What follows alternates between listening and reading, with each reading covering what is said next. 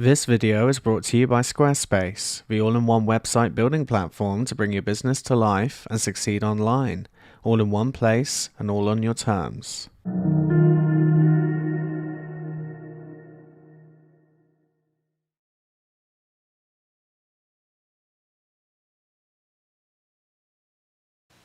Good evening, and welcome to Night Gallery, a potpourri of paintings slightly tilted and left of center, a collection of oils and still lifes that share one thing in common.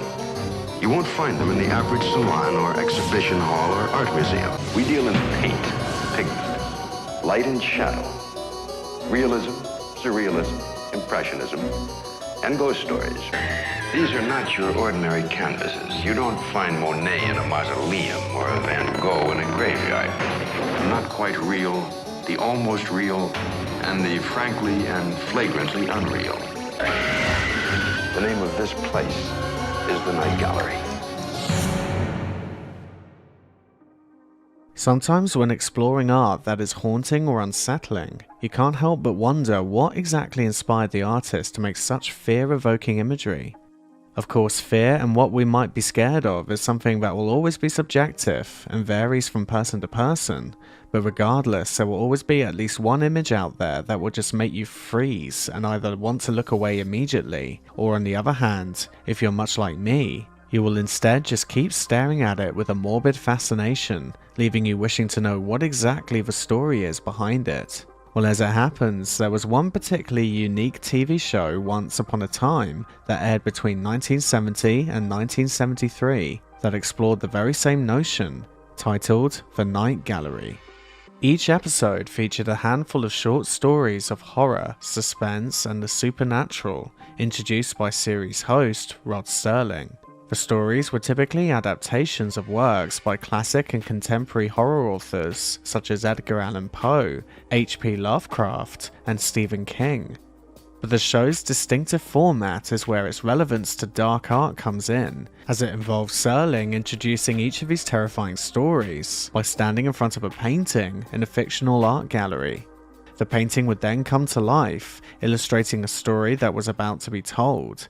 After the story was over, the painting would then return to its original state. Night Gallery was a critical and commercial success during its run, and it remains a popular cult classic today, praised for its high production value for the time, its diverse cast of actors, and of course, its thought-provoking horror stories. Quite a few viewers have requested me to cover this in a video, and after familiarizing myself more with the show, I've finally narrowed it down to my top 5 favorite stories on the show, as well as the paintings that come along with them. Or at least the 5 that I think are the creepiest. Like I said earlier, fear is totally subjective, so whatever paintings/episodes that I mention in this list are purely personal choices. Truth be told, I just find this gem of the past a fascinating TV show worth exploring on this channel, and at the very least it will be a fun insight for you guys to see what kind of stuff fuels my nightmares. Also a warning, this video will contain spoilers and disturbing imagery from time to time. Please be sure to subscribe and click the notification bell to keep up with more content from me on the weird and wonderful side of art and media. And with that said, welcome to another video, my friends. This is my list of the top 5 creepiest stories and paintings from Night Gallery. An unforgiving sea usually buries its secrets beneath itself. Warships and ocean liners, treasure galleons and submarines turn into rusting relics inside a watery locker, lost to memory. But occasionally there comes a floating, unbidden reminder of disaster, like this lifeboat. The painting's called The Lone Survivor. We'll put it in tow and see where she came from and why. So to start this list off, ranking at number 5, I'd like to discuss a painting titled The Lone Survivor from episode 5 of season 1. The first thing that really made this episode engrave itself into my memory was the painting itself, painted by Thomas J. Wright, who along with Jaroslav Gebra made all of the paintings that appear in the series, and who went on to become a television director after the show. What we're presented with is a haunting scene of a dark, stormy ocean, and afloat is a lifeboat with one single lone figure aboard, piloting his way across the choppy waves. The figure is extremely ghost-like, with a white skeletal body and tattered black clothes. On the misty horizon in the distance, we can make out the dark silhouette of a ship, which leaves us with the first clear hint as to what the story is behind this creepy imagery, written by Rod Serling himself.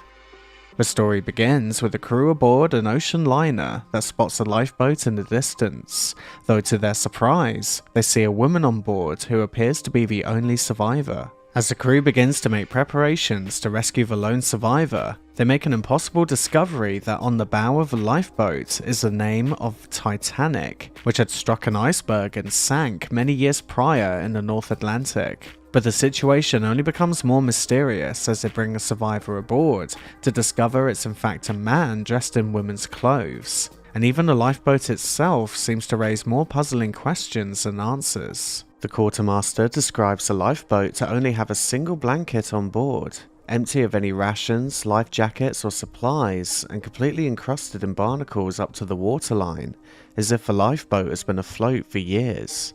The crew then bring a survivor, played by John Kalikos, into the infirmary for questioning, though the survivor at first seems delirious, hardly able to speak, and apparently not even able to remember his own name. Seemingly unable to get any clear answers from the survivor, the captain and the ship's doctor leave him to rest. But the plot then thickens when the survivor calls out to the doctor to ask a question of his own. What year is this? Isn't it 1912? No, it's 1950. So what makes this date so significant? Well, for those who may not know, the year 1912 was the year that the Titanic met her final fate 400 miles off the coast of Newfoundland. Not only do we discover here that the survivor must have been afloat on an open lifeboat in the Atlantic for 3 years without any rations or survival gear, but the year 1915 happens to be the year of another famous sinking of a ship named the RMS Lusitania, an ocean liner that was torpedoed by a German U-boat off the southern coast of Ireland, killing 1,199 passengers and crew. And sure enough, as the captain voices his suspicions to the doctor that the survivor may be a distraction or decoy deployed by enemy naval forces, the camera then pans to the name of the ship, revealing it to be none other than the Lusitania. So yeah, already we got a pretty freaky situation unraveling here, but things become far more unnerving when the doctor returns to the survivor. He reveals a gripping story about his experience during the sinking of the Titanic, and in the moment of cowardice, how he disguised himself as a woman in order to secure a place on the lifeboat.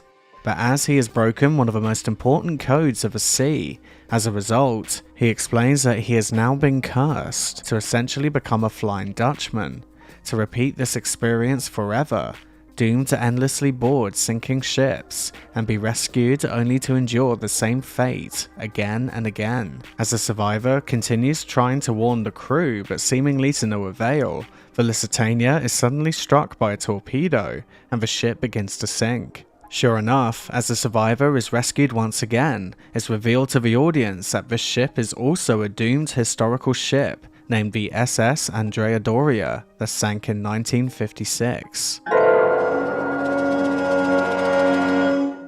So even though it's not a hide behind your seat kind of scary, it's still, I think, a very thought-provoking and beautifully simple ghost story. It gives a whole new perspective on the Flying Dutchman curse by cleverly weaving in the events of the Titanic. In addition to its moral lesson, the episode also explores the themes of punishment, redemption, and the possibility of second chances, as the survivor's curse could be seen as some form of divine punishment for his cowardice, but it could also be seen as an opportunity for him to learn from his mistakes and make amends. The episode ultimately leaves the viewer to decide whether the survivor will ever be able to break out of the cycle of his curse and achieve true redemption. It certainly left an impact on me, so I thought it at least deserved a spot on my list. Not to mention, of course, that it creates a far more sinister and gut-wrenching feeling to an already very haunting looking painting. We move now from ships like the Titanic and the Andrea Doria to a small fragment of history. This little collector's item here dates back a few hundred years to the British Indian colonial period. proving only that sometimes the least likely objects can be filled with the most likely horror. Our painting is called a doll, and this one you'd best not play with. Sticking to the same episode for now, I'd like to bring in the unnerving looking painting for number 4, simply titled The Doll. In fact, all 3 paintings in this particular episode, in my opinion, are up there with the creepiest, such as the first painting that appears in the episode titled Pamela's Scream, featuring a twisted screaming face with a tiny figure apparently trapped in its mouth, as if trying to pry the jaws open. It was actually one of the first paintings that caught my attention when I first found out about Night Gallery, but the story itself, at least for me, comes across as a little bit underwhelming. Basically, the story revolves around a husband who murders his wife by pushing her down the stairs. Not for financial gain, not for adultery, not really for anything else except for being completely annoyed by her. In particular, the sound of her voice. So the wife comes back to haunt him, they share some sarcastic dialogue with each other, only for him to discover towards the end that he has also recently died and become a ghost. And as punishment for murdering his wife, she basically gets to nag him for eternity. So yeah, a pretty dark comedic segment with an unexpected twist, and I'm sure 1 or 2 married men out there would consider this to be their worst nightmare, but nothing particularly that scary for me, and certainly not a story I would associate with such a powerfully scary looking painting, at least not when compared to the segment involving a doll. The painting of a doll is a fairly simple composition, featuring a rag doll in a dark corner with a strange white glowing orb for a head with wispy smoke-like trails circling around it. It almost gives off the impression that the doll is being possessed by some spirit. But then you look closer and realize that the white shade above it is in the shape of a demonic looking skull. Again, like the lone survivor, giving us many clues as to what we're getting ourselves into with this artwork. The story of the doll is based off of a short story written by Algernon Blackwood, and it opens with Colonel Masters, played by John Williams, no, not that John Williams, returning to England after a long tour of duty in India. He's greeted by his housekeeper Miss Danton, played by Shani Wallace, and his little niece Monica, played by Susan Hampshire, who is holding something that takes her uncle a little off guard. Nothing less than one of the most disturbing dolls you're ever likely to see, that apparently has been sent to the house anonymously from India in the Colonel's absence, and which Monica seems to have become very strangely attached to, claiming the doll even sings and talks to her. Naturally, the Colonel is initially very concerned about the freaky looking doll from hell, as well as Monica's apparent obsession with it. He then suspects that the doll may be more than just a grotesque looking gift for his niece and something far more threatening, fearing that the doll, for some reason not yet known to us, may in fact have been sent to him instead of his niece. In an effort to get rid of the doll, Colonel Masters orders a new doll from London for Monica. However, she hands it back, claiming her creepy doll hates it. Later that night, Masters and Miss Danton hear Monica crying in her bedroom. They come in to discover the new doll has been torn apart, and the first nightmare fuel shot is revealed as the camera pans up to show the culprit.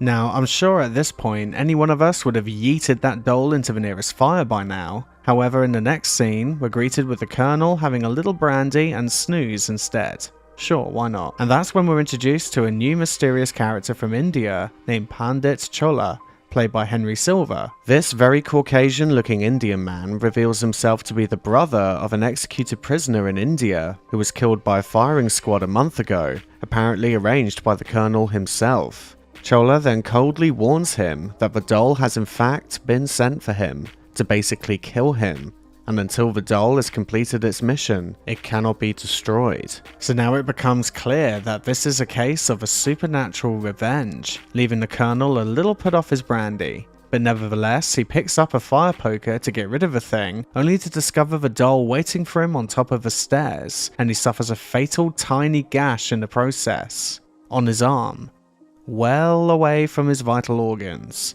Yeah, I'm not exactly sure how this works, but maybe the curse can make a tiny cut more fatal or something? I don't know. Before dying from the paper cut on his arm, he informs Miss Darnton that he has redrafted his will, giving her all his possessions and requesting that she become the new guardian of Monica. But not before asking her to fulfill one more rather strange request, to send a package directly to Chola to say that the deed has been done. This then takes us to the last scene, where we see Chola again, packing before heading back to India. A parcel shows up, and after cautiously opening it, he suddenly drops it in terror to discover a doll inside that looks creepily familiar.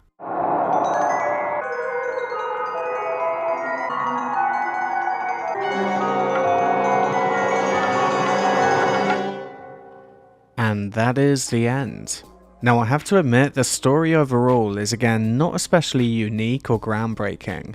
It is relatively simple, and the manner in which it's executed is clumsy at times. Like, I still think how Colonel Masters met his fate was confusingly rushed. I think the writers could have thought of a way more creative way for him to meet his end, rather than just bleeding to death from a tiny cut on his arm. But either way, it's still an interesting take on exploring themes of guilt, punishment, and the uncanny. But the biggest impact is the doll itself. I mean, look at this fucking thing. It's so creepy. And honestly, I think that's the main thing that sticks out to me about this segment of the episode.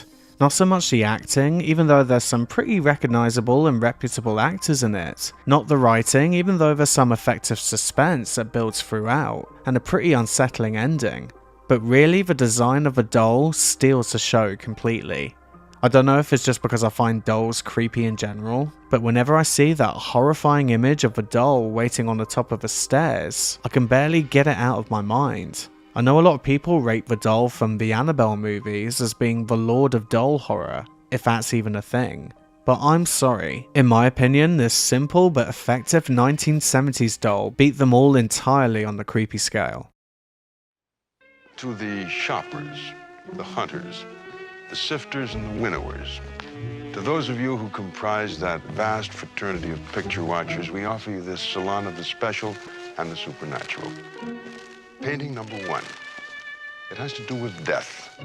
Usually the last chapter in every man's book of life. The ashes and the dust, the tomb and the engraving on the stone. Death, the finale. But our first painting offers up a tale with the final curtain not quite the final curtain. There's an epilogue. We offer you now a little item called Cool Air. Tonight's first painting in the Night Gallery. For number 3, I've chosen Cool Air, that appears in episode 12 of season 2. The painting that kickstarts this story is this time not overall that complex. It features what appears to be a corpse of a man, done in a monochromatic style of blue and white ink or paint. In a way, it looks almost peaceful instead of creepy or disturbing.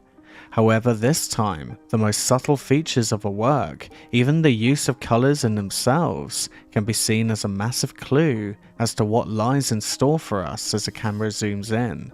What do you normally associate with blue and white? Personally, I normally think of cold weather, or ice, or snow. Could that then mean that the colours in themselves relate to the title of Cool Air?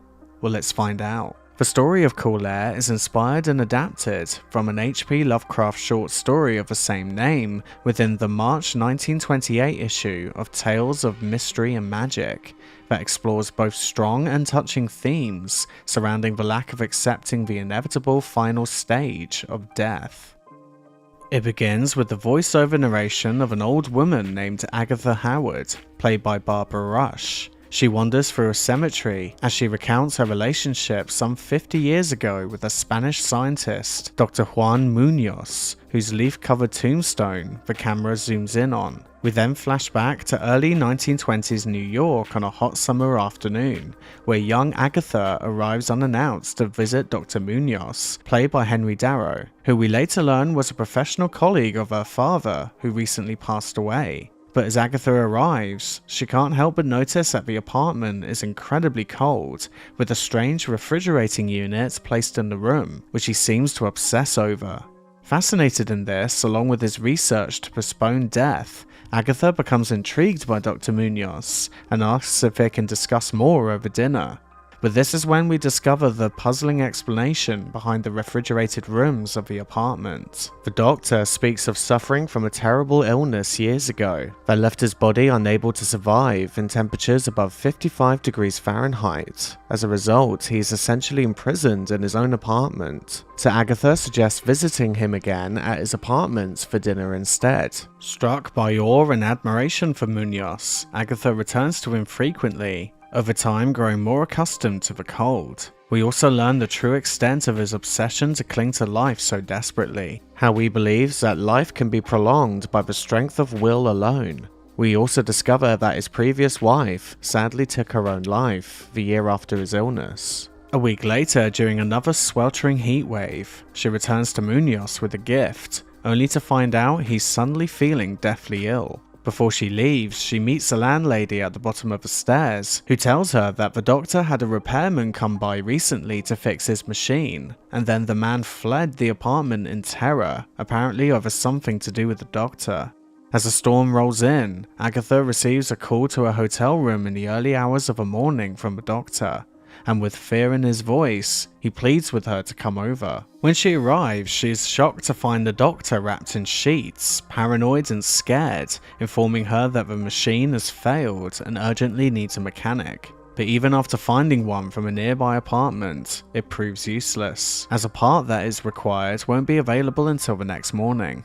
In the last attempt to save his body by preserving it in ice, it again proves useless, as his tissues and vital organs have already begun to deteriorate. And by now, it seems the doctor, to Agatha's dismay, begins to accept the inevitable. From behind the door, Dr. Munoz unloads the terrible truth of his illness, revealing that he in fact clinically died from his illness 10 years ago. Suddenly, Agatha hears him fall to the floor, and after breaking in, she finds the doctor in his current form, as a rotting corpse, bringing the story to an end.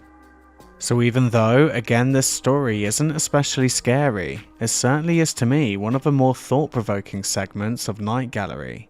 Not so much scary, but more tragic and heartbreaking. A somber but important story about the futility of clinging to life instead of living it, and how refusing to embrace the humility of one day passing away like we all must do can only prove to be a slower and more destructive journey, told through the lens of a sci-fi horror story, courtesy of Lovecraft, to get that message across. Maybe that is another reason why I admire this episode, due to my fascination in Lovecraft, and how his stories weren't just horror and science fiction, but also vital messages about the greater challenges we face as human beings to these very complex and important questions.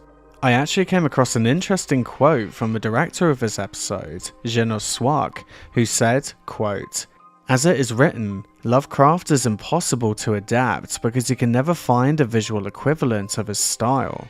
He describes horrors that chill your bones. It's the words and the way he manipulates those words. And you can't do that on film, because film is almost too literal a form." End quote. Perhaps in many ways, that's the reason why a sense of romance was introduced to this retelling of the story that was more or less absent from the original. We can still enjoy it as a horror flick, of course. I mean, that final shot of the doctor as a corpse is pretty damn right disturbing, but I really appreciate how it can also make the viewer ponder on nature and the meaning of life, rather than just be there for creepy imagery or jump scares. So yeah, it's a slightly different approach to a list of creepiest stories from Night Gallery, I guess, but one intriguing enough that I thought it deserved a spot at least somewhere. There are horror stories and horror stories, elements of terror that take myriad forms. But this item has a built-in terror which can refrigerate even the most dispassionate amongst us. It has to do with a little beastie known as an earwig, a small bug that crawls into the human ear. And while inside, it doesn't whisper sweet nothings. It performs quite another function. Offered to you now on Night Gallery, a brand new nightmare which we call the Caterpillar. At number 4, I've chosen episode 22 from season 2 with the painting and story titled The Caterpillar. As always, we're introduced to the painting first, which unlike the other paintings we've seen so far, this one has an almost pop art feel to it. It has bright colours and abstract elements, yet it feels visceral and powerful. The eyes of a face at the top of the artwork look pained and helpless. I almost feel an immediate sense of sympathy for them. It's also interesting how much of a borderline animalistic look they have with the cat-like nose in the middle. But the strange, colourful face of a young woman beneath it raises a lot of questions. Is this going to be another tragic love story? Is the white face of a figure behind her meant to be some kind of apparition that haunts her? How exactly does any of this imagery relate to that of a caterpillar or an earwig that Rod Serling mentioned? Well, let's get into it, shall we? The story begins in a luxury early 20th century home within Borneo in an apparently stormy and rainy night, with a wealthy married couple consisting of 66-year-old John Warwick, played by Tom Helmore, and his much younger 28-year-old wife Rona, played by Joanna Pettit. Our next character, a rather cranky and pissed off character named Stephen Macy, played by Lawrence Harvey, doesn't seem to find the climate of Borneo all that enjoyable. Does it never stop raining? It seems that Macy is a hired worker for the married couple, who has signed a contract to stay in Borneo for a year, and is starting to miss the creature comforts of England. And he also seems to have the hots for the young wife, in fact, to quite a creepy and awkward extent. Shortly afterwards, we're then introduced to our next character, Tommy Robinson, played by Don Knight, who drops by uninvited to peddle some kindling. He then has a brief conversation with Macy where we find out the reason he's in Borneo is because the British court told him it was either to go to Borneo or to prison, and so he's remained in Borneo for 20 years. He also seems to cotton on to Macy's lust for Rona, and says he may have fiendish means of getting them together. Feeling unbearable desire and somewhat tempted by what Robinson told him, Macy later meets him in a seedy bar where he's informed of a certain tiny creature in the jungle that could be used to Macy's advantage. Robinson tells Macy that there is a type of wax-eating earwig or caterpillar that normally feeds on the innards of flowers, but has become notorious to the locals for taking a liking to the human ear. Due to its light touch, the victim is often completely unaware of it crawling on the skin. Once inside the ear, there's a 1 in 1,000 chance that it can turn around and come back out. Therefore, it continues to burrow painfully further and further inside the head of the victim, until it then reaches the brain, and finally, as Robinson puts it, that's the end of it. You've heard that right, a killer earwig. We're then told by Robinson that it normally takes 2 to 3 weeks. The pain is long and excruciating, but in the end, death is guaranteed. After Macy tries to walk away, Robinson assures him that a local Bornean he knows can sneak into the window to John Warwick's room and place the earwig/caterpillar on his pillow whilst undetected, with the end goal of getting John out the way and getting closer to Rona. I don't see this backfiring in any shape or form, do you? With some reluctance, Macy agrees and pays Robinson to do the job. The next morning, Macy joins Mr. and Mrs. Warwick for breakfast, expecting to see the first signs appear on his unsuspecting victim. However, within moments... Yeah, remember when I said something about the plan backfiring? Well, as Macy can't help but feel an incessant itching in his ear, he dabs it with a cloth to discover blood on it, confirming that the earwig was put in his ear by accident due to a miscommunication between Robinson and one of the locals, which leads to Macy in, I'm not gonna lie, a pretty entertaining, hammy acting kind of way, screaming out of the house in terror. They put it in my ear! We then jump ahead a few weeks later, where Robinson returns to the house to find Macy tied to the bed, apparently to prevent him from scratching his ears incessantly, and delirious as the earwig continues to burrow into his brain. And despite the overacting earlier, I gotta admit, Lawrence Harvey's performance in this scene makes it uncomfortably chilling. But despite Macy's apparent doom, and even after we learn that the earwig has now come out of his other ear, it turns out that he survives the whole ordeal. No nerve damage, no brain damage, not even any loss of hearing after an insect basically ate its way through his eardrum. How convenient. So although it's not entirely clear how they work it out, it seems that Mr. and Mrs. Warwick learn of Macy's secret plan that went awry, and as a result, Macy assumes they will want to have him arrested. But to prevent a potential scandal erupting from this event, the Warwicks decide not to, saying he's free to leave on a boat back to England tomorrow if he wishes. However, from the pitying expressions on everyone's faces, Macy can't help but wonder if there's more than they're letting on. The doctor then makes a terrible admission to Macy that although the earwig had come out, he confirmed it to be a female, and that there's a high certainty that the earwig laid its eggs within his head. The camera cuts to outside the house. We hear a blood-curdling scream from Macy, and that marks the end of the caterpillar. This is another example of a night gallery where really the artwork is kind of overshadowed by the story itself. Although I really like the look of a caterpillar painting, it's left more or less completely ambiguous as to how it relates to the premise compared to many of the other artworks. But the premise itself is just so disturbing. Even as someone who has had many creepy crawlies as pets such as tarantulas, vinegaroons, praying mantises, millipedes, isopods, you name it, there is still something so unsettling about creatures of the undergrowth, and for me personally, I think it's the brutality of their nature. I mean, there's literally a wasp out there that lays its eggs into a tarantula while it's paralyzed. Then the larvae hatch, grow, and eat their way out of a tarantula while it's still alive. If Mother Nature was a real person, I'd say she has one sick sense of humor. It's such an alien and foreign world to us, even though they're right there at our feet. And if anything, they're the most crucial animals to our planet. I mean, they take up about 80% of the animal kingdom. But still, it doesn't make it any less creepy. And the idea of an earwig or caterpillar type insect burrowing its way into the brain and laying its eggs inside you is just horrific on every level. And despite the occasional over-the-top acting, I think this episode does a fantastic job exploring this concept. Even the music in the background with that weird drone flute sound creates a very uncomfortable and foreboding atmosphere. And that shot of Macy on the bed sends shivers down my spine. It really does give off the impression that he's suffering badly. It's enough to create a placebo effect of me scratching my ear when I was watching, so I guess it was enough to rank pretty highly on this list. But nothing can quite compare to arguably one of the spookiest and most memorable episodes of Night Gallery coming up next.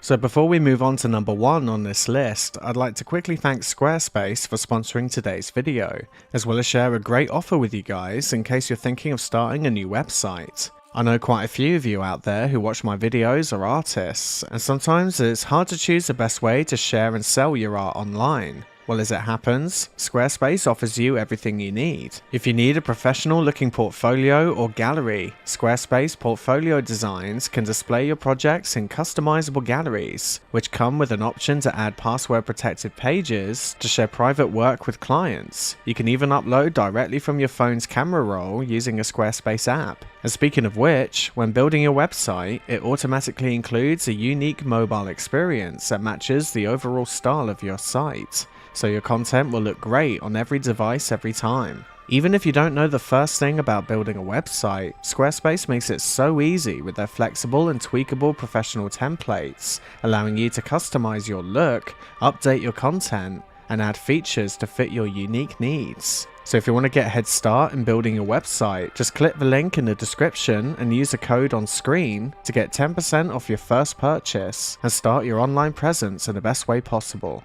Thank you again to Squarespace for sponsoring today's video, and without further ado, let's look at the number 1 creepiest story on Night Gallery. Our initial offering, a small Gothic item in blacks and grays. A piece of the past known as the family crypt. This one we call simply the cemetery. Offered to you now, 6 feet of earth and all that it contains.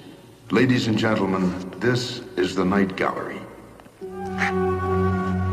Ranking at number 1, I'd like to discuss a segment from the show's very first episode of its very first season, making it nice and easy, with the story titled The Cemetery. Now, oddly enough, presumably because the show was in its infancy with the gallery format, we don't actually see a painting to begin with, like we've already seen.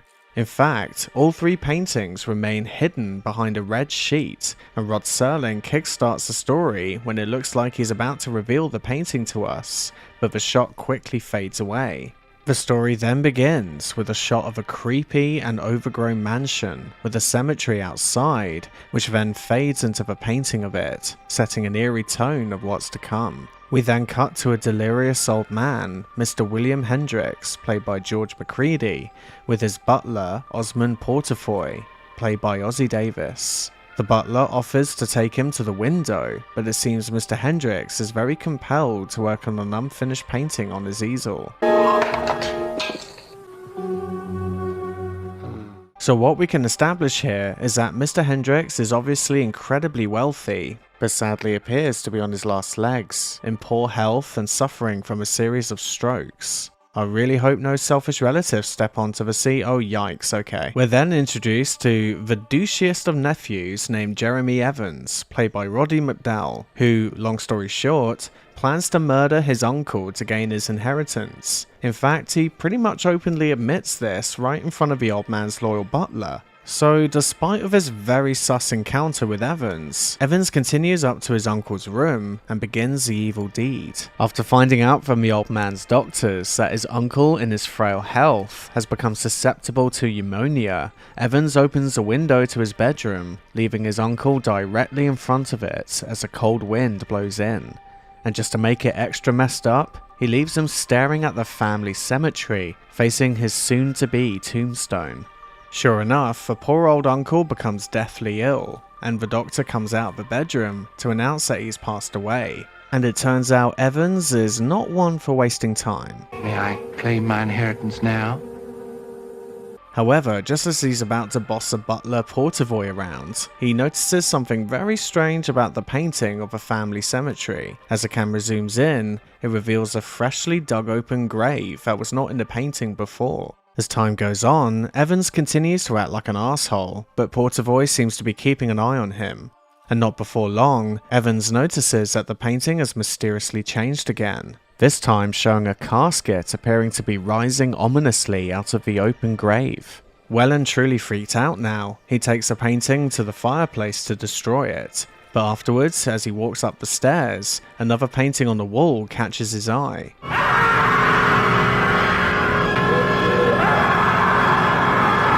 Evans continues to spiral into insanity, with Portavoy informing him that despite throwing it into the fire, the painting is still up on the wall and the imagery has changed back to its original state. After having an altercation with Evans, Portavoy quits his job and leaves the now paranoid Evans in the house alone. Later that night, he hears a strange noise that sounds almost like the cemetery gate opening and closing. After going to investigate, he makes another disturbing discovery on the ever-changing painting on the stairs. This time showing the corpse of his uncle walking out of a cemetery and towards the house. Unable to call Portavoy at his hotel room over the phone, Evans continues to panic, noticing in the painting that the apparent sight of his uncle rising from the dead is only getting closer and closer to the house. Things only get creepier as he then starts to hear knocking on the door of the house, to which he then looks at the painting again to see his uncle knocking on the door. Evans' fear reaches a breaking point as he runs up the stairs to apparently start a fight with the big painting of his uncle, but he forgot to read one of the first rules about picking up a painting in a heavy frame. Don't do it while standing on top of the stairs.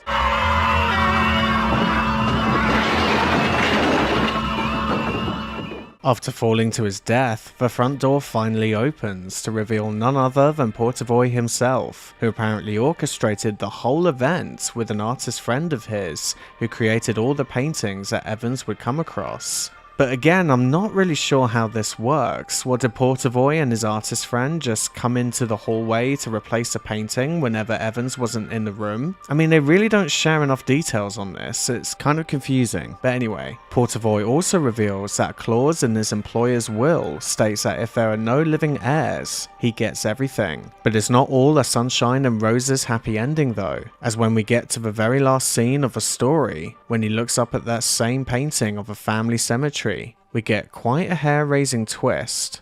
Much like before, Portavoy notices another freshly dug grave, then a coffin, then the corpse of what looks like Jeremy Evans this time, rising from the dead, walking towards the house and approaching the door. The door then opens, the screen fades to black, The camera pans out of a painting of a cemetery, and the story ends.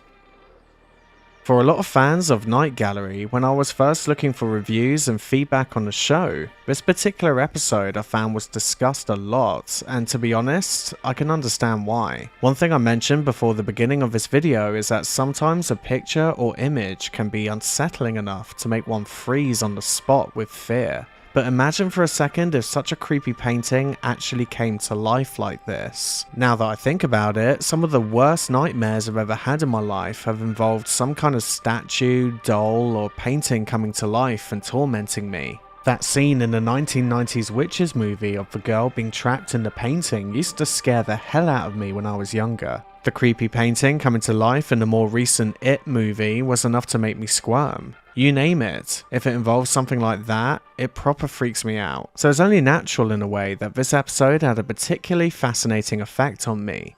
This may even be a quick peek into my subconscious for you guys as to why I'm drawn to dark art so often. Or at least maybe it's one of the main reasons on the list. Maybe I have some kind of sick fascination with dark imagery due to all the nightmares I frequently had as a child, and this one episode of Night Gallery made me realise that. Who knows? But either way, again, the acting can be hokey at times. In fact, I think due to the time period this show was made in, there are plenty of episodes that share some outdated tropes, and some over-the-top Shakespearean style acting. But it doesn't stop the premise itself being incredibly blood-curdling. To me, the cemetery encapsulates what the entire show is all about, which is why I put it up as number 1 on my list. How a painting can truly instill fear in you. How something so subtle, like even the tiniest detail within a painting, can be so frightening. The fact that Night Gallery explores this theme so well, I think is worth treasuring as not just a beloved cult classic, but as a means to experience artistic themes as a whole. I'd be lying if I said it completely stands the test of time. Some things haven't aged perfectly, and given its small budget and the limited special effects of the 70s, it's not always going to be mind-blowing or the most scary thing you've ever watched. But I still think it deserves to be checked out at least once if you can find the series available to watch anywhere. They're still very well made short films with experimental shots, creepy music, very creepy imagery at times, and even when the acting is bad, it's still at least the entertaining kind of bad. It's a well-cherished show for a reason, and definitely deserves to stay as such for years to come.